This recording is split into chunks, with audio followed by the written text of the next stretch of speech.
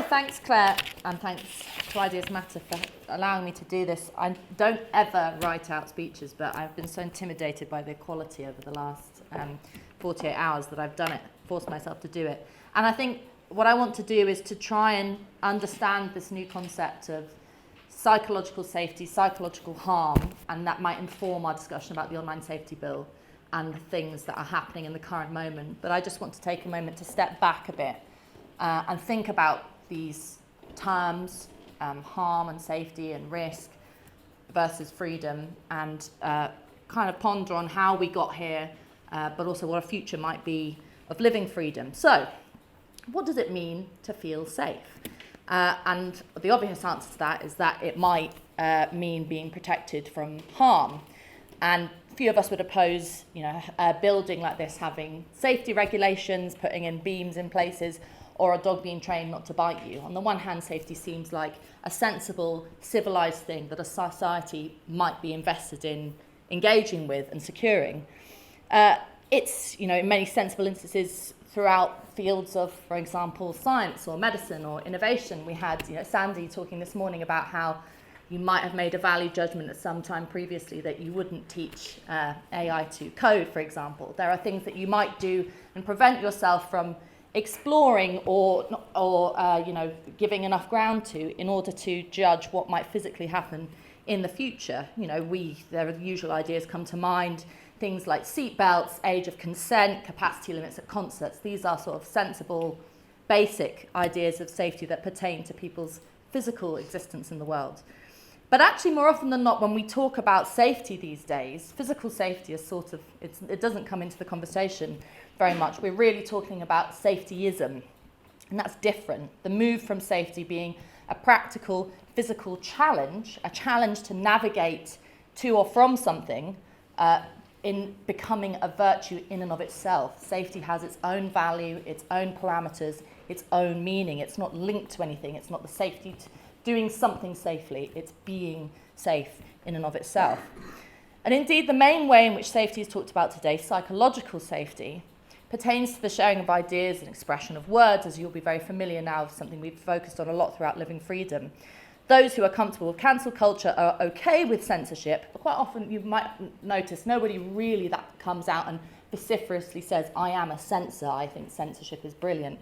But they sort of are kind of casually okay with censorship, they accept it, because it serves the function of allowing people to feel safe.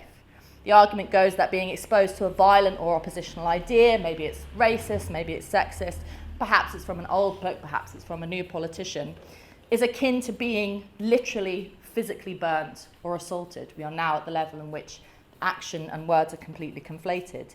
We are no longer simply concerned with keeping people physically functional, which is what practically safety regulation might do when it's good safety regulation, but we are involved in predicting what might make people psychologically dysfunctional.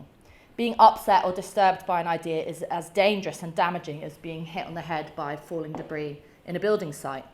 And I think there's an interesting tension that we might explore here about what safety versus safetyism is seeking to do.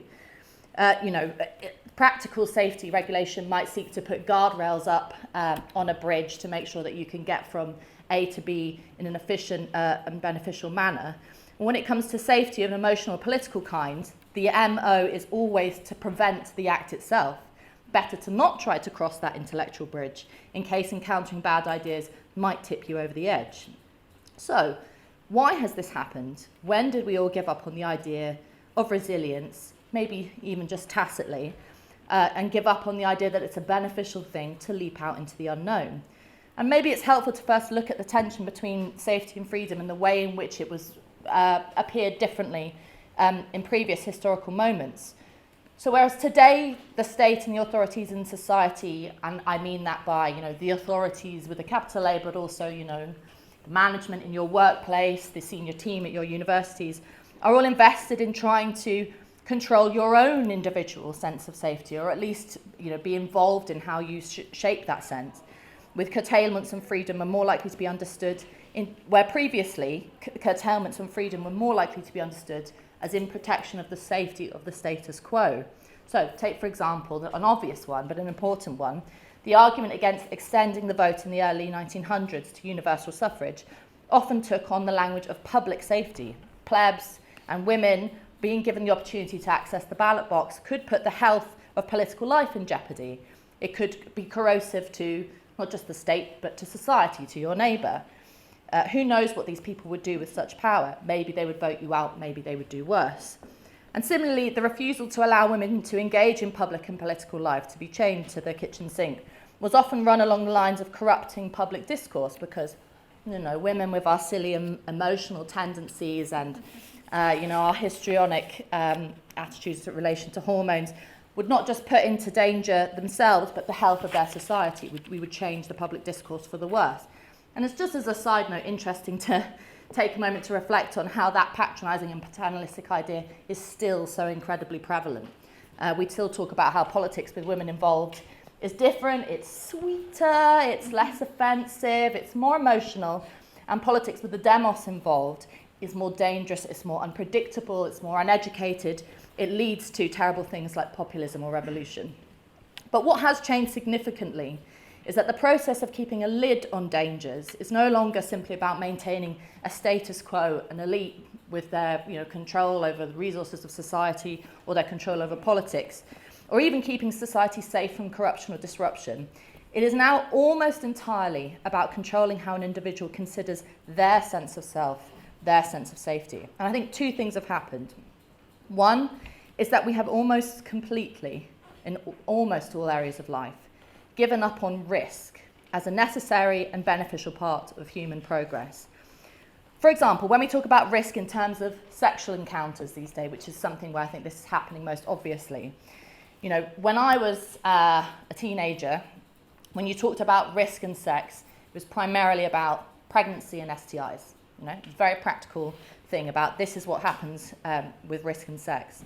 Now, it is almost always about that you might not feel good after sex. It's not about the consequences physically, but about the consequences mentally. The Me Too movement and subsequent discussions about how we interact with each other sexually have explicitly framed good sex as safe sex. And I don't mean condoms, I mean consent. And just as an aside, there's a great quote that I always like to use from Joe Biden, which I think really encapsulates this, which was at a time in America, and some of our international colleagues here might be able to, might know what I'm talking about. There was a discussion about sexual harassment on campus with Title IX regulation, which was seeking to try and intervene and control, to stop rape on campus was the explainer for it. And he said, if a young woman is drunk, she cannot consent, it's rape, it's rape, it's rape. That was a quote from Joe Biden. I think that shows you something about the way in which an obsession of fetishization of safety impacts upon freedom. So this mantra of ultra-safetyism is in stark contrast with, to take another American that I'm slightly more fond of, the feminist philosopher Camille Paglia, who's been mentioned already today, who I had the pleasure of interviewing in Philadelphia in 2017. She infamously said that women should demand the freedom to risk rape. And that was very controversial at the time. By meaning that not only they should be free to have sex off their heads, drunk, as Joe Biden thinks is so terrible, but with whoever they want, whenever they want, and in whatever risky situation they want to engage with. So that's risk. And then this links to the second thing that I think that we've lost, which is a belief in agency, in human agency, in free will, in the ability of us to do the things that we were talking about earlier, like take random acts, make mistakes, but also do things that no one expects, do things that are outside of the norm. Without agency, risk becomes a fear and a danger that is wholly unmanageable. It's terrifying. In order to navigate risk and contemplate the potential for risk, we need to understand that we have the ability to act spontaneously, to react, to rethink, and to think of our own accord. There are so many ways in which agency has been damaged in the current discourse. It's a very depressing list to compile. We argue that chocolate bars should be removed from supermarket checkouts because we cannot help but buy them. And you have to literally take them away from people's sight in order to stop that. We say that disinformation must be policed online or in newspapers and public discourse. Because if somebody reads something, and it's never an academic or a commentator who's arguing for these regulations, it's always some idiot over there, that they cannot help but believe it, that it was automatically going to happen. Slot machines have to be capped at a £5 or a tenner because working class people, so feckless as they are, cannot help but bet the house and the kids' holiday fund in pursuit of a few quid. We say that society shouldn't give us nice things, shouldn't give us better cars, faster phones, more food, more choice, because we can't help but use all of that for ill. It will corrupt us. We are awful people who are just going to fall into a descent. You can see I'm trying to highlight the utter misanthropy in all of this.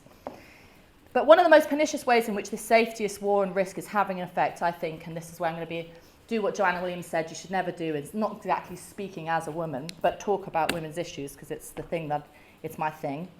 And it's in the realm of women's freedom when this is, I think, really playing out in a stark way. As a society, we rightly, I think we should anyway, rightly identify that there are still some lingering issues in relation to sexism. But rather than talking about more freedom, more choices, women's ability to act as free agents in order to combat sexism, actually even on a practical level, our solution is to frame these issues as being solvable with an increase in safety. And what that has done is encourage a generation of young women not simply to be wary of dark alleys, but to invent dark alleys in their brain, to internalise a feeling of being unsafe at all times. I think one of the most sort of distressing examples of this was in the, after the murder of Sarah Everard, there was a discussion of lots and lots of young women coming forward and saying, I am utterly terrified to leave my front door. And this was despite the fact that we categorically know that attacks and events like what happened to Sarah are extremely rare. And if you wanted to have a discussion about violence against women, it'd be much more productive to talk about domestic violence and things that happen in the home. And yet women weren't talking about domestic violence, they weren't even really talking about sexism in other ways. They were talking about phantoms on the street killing them. I think that's, there's a problem here that we have encouraged young women to prioritise feeling safe over being free, literally sacrificing their literal freedom, not going out to see their friends because they were so terrified. And in fact, we now see freedom as a dangerous thing, not just for what its consequences might be for society, but to ourselves. Again, particularly in relation to women, there is currently a discussion about extending abortion rights by decriminalising abortion, something which I am passionately in favour of and think should happen tomorrow. Instead of opposing this bodily autonomy because of arguments about the unborn or discussions about children or babies, which anti-choice protagonists usually previously used, it's fascinating to look and now see that so much of the anti-abortion discussion is framed in terms of women's safety. The arguments are made that allowing a woman the freedom to have bodily autonomy would necessarily lead to her being traumatised, to her being unsafe, to negative consequences. The freedom to make one of the most important and vital choices in a woman's life, whether or not to become a mother, is too risky to allow. And I think what this all comes down to is that we've given up on defending the necessity for things to sometimes go wrong, for negative things, for bad choices, risks that don't pay off. And this is what I want to sort of talk about harm. Harm has become a moralised, evil, predatory term. It's become like a ghoul, a devil that people talk about in these sort of phantasmic ways, something to be avoided at all costs. And I'm obviously not suggesting that harm isn't in many instances harm is not desirable. We can imagine situations in which it's very genuinely caused, not just by actions, but by words and ideas. In one of the sessions yesterday, the Ellen Nixon session on exploring old books, Emma Gillan made a great intervention where she talked about the fact that a book had made her so angry that she wanted to cry or did cry. We know that speeches can rile us up, books can bring us to tears, letters we send to each other can end relationships, texts can ruin marriages. We've just heard earlier today from someone defending literature about how Shakespeare has completely influenced the English language. And, you think about a quote, how sharper than a serpent's tooth it is to have a thankless child. We conflate violence of a physical kind with words all the time.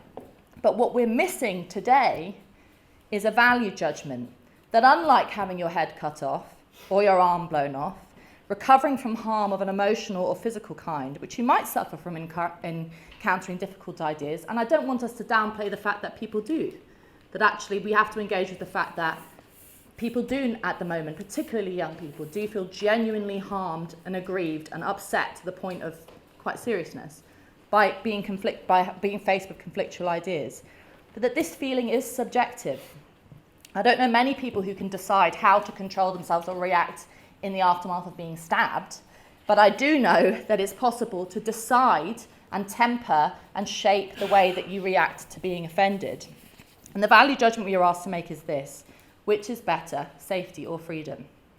And this is the reason why I think the living freedom is so important to the slogan.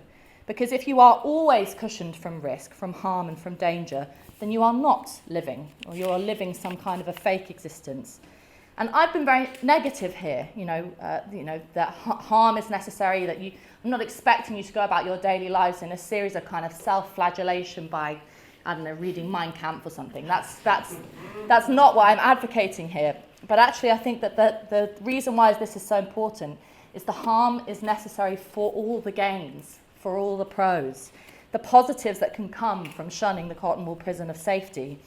You can find out something new about yourself, you can reach new heights in your understanding, see things and think about things and hear things that you never thought possible, meet new people. It's an intensely exciting experience. And what about that most exciting experience of human interaction, love? Without love, love cannot exist without loss, without pain. Being in love with someone, if you've been lucky enough to experience it, is one of the most dangerous, wonderful, risky experiences that human beings can take part in. I'm just not convinced that childhood sweethearts ever work out. You have to kiss a lot of dangerous frogs to find your prince or princess. And I think I'm going to end here. Most importantly, you cannot know yourself without taking risks, without pushing boundaries and allowing for the potential to make mistakes, to have regrets, and to maybe grow to your grave thinking that you might have done some things differently, but that at least you had a go. The dangers of a perpetual safetyism are far greater than the dangers of harm, and this is what living freedom means. Sacrifice, pain, discomfort, difficulty, but with the payoff of an intellectual world without limits. Without freedom, progress, and a constant desire to leap into the darkness in pursuit of more knowledge, more freedom, more choice, we cannot recognise what it really means to be human.